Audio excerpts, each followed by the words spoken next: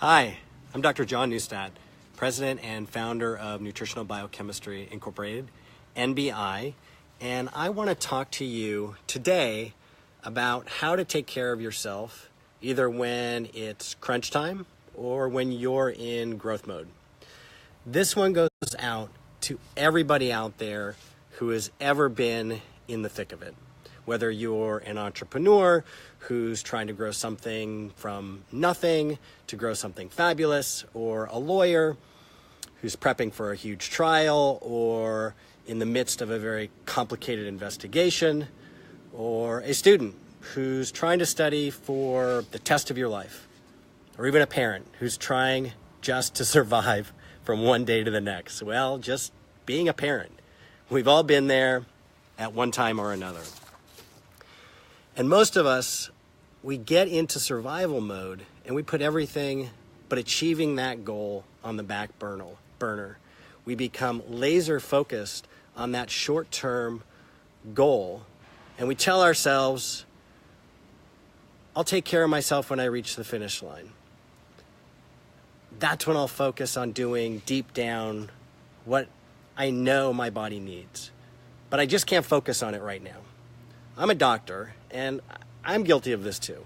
But I'm now a doctor of 50, and I've lived long enough and been through enough crunch times in my life to know that the I'll put my health on the back burner method, it doesn't work, because there's always another crunch time. And we can't live our lives putting health aside. And the reality is, the best way to get through crunch time, to perform at your peak, is to keep taking care of ourselves through the whole thing. Last week, my wife Romy and I launched a new project. New stuff that's part of the movement that goes along with the amazing book she wrote. And anytime we launch something new, any of us, it's time consuming. And it's hard. And it's stressful. I've got this whole other company, NBI, and 2 kids.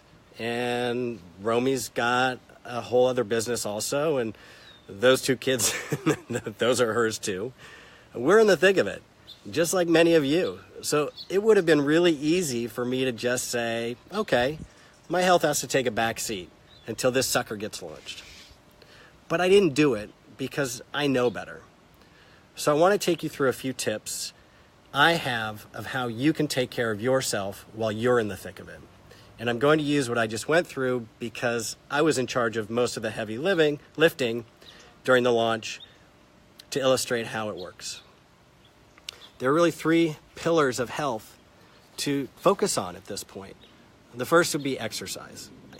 The day of the launch, I was tired. I was exhausted. But instead of saying completely no to a workout, I did less intensity and made it shorter. Because I know that the benefits of exercise are systemic on both the body and the mind.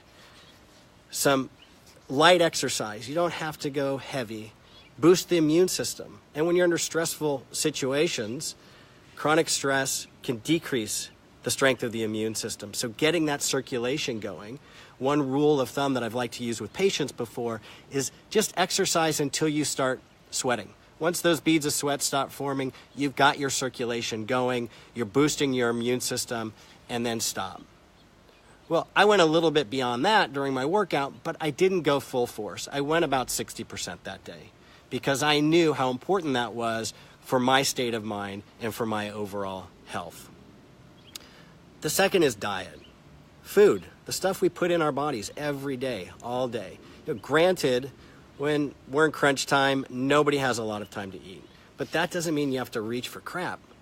You want to be fueling your body with whole foods, good quality protein throughout the day, lots of fruits and vegetables, those complex carbohydrates, which are the good kind of carbs, plus some quinoa or brown rice. You want to avoid at all costs reaching for sugar or chips. Those refined carbs, those kind of things give you a quick feel-good hit. Actually, sugar can help raise serotonin, one of the feel-good hormones in the body. But it also stimulates your body to secrete insulin, which drives down your sugar, and you end up on this roller coaster of energy. You don't want that. You can feel good temporarily, but you end up crashing. Protein is the best way, protein and fiber are the best ways to help regulate blood sugar throughout the day and give your body the good, healthy fuel that you need to think and perform and feel your best. So this is what I do. I grab a handful of nuts. We've got almonds, and I'll just snack on some almonds. Good, healthy crackers that are high in fiber, such as Mary's crackers. No affiliation with Mary's, by the way. Just love the products. And hummus. So if you want a little sweet treat, dark chocolate, a square of dark chocolate, at least 75 or 80% dark chocolate could be that nice little treat that you give yourself. But don't eat a whole bar. It's low in sugar, it's high in antioxidants, and it won't mess with your energy. It'll help give you that little treat that you might want. But to have healthy, lean proteins like chicken, hard-boiled egg throughout the day is the best thing that you can do to fuel your body instead of reaching for junk food. Frozen meals. If you have frozen meals, you can get some good frozen meals that are high in protein. You want to make sure that they're higher in protein than they are in carbohydrates. And read the ingredients. If they have any added sugar in them, don't buy them. You don't want to have that added sugar. The last thing fundamentally to focus on is sleep. You've got to talk about sleep. You may have to sleep less because you've got to get stuff done. But what research is showing is that, yes, the quantity of sleep is important. And if you're sleeping consistently less than 7 or 8 hours a night, you're not going to perform at your best. Sleep is important for consolidating what's called memory consolidation, learning new tasks, a reaction time, and it's very important to maintain your sleep quantity if you can.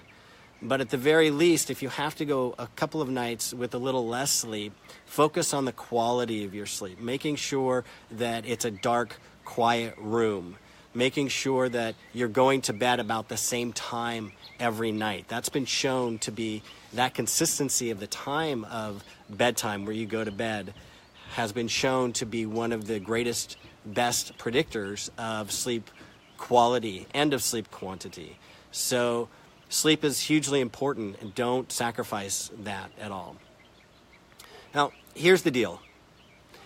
Everything I just told you to do during crunch time is what we should all be doing every day. And if we all just focus on these simple health practices and the 3 pillars of good health, that when you do find yourself in the thick of it, whether it's planned or unplanned, because let's face it, stuff comes up out of the blue, it's just part of life.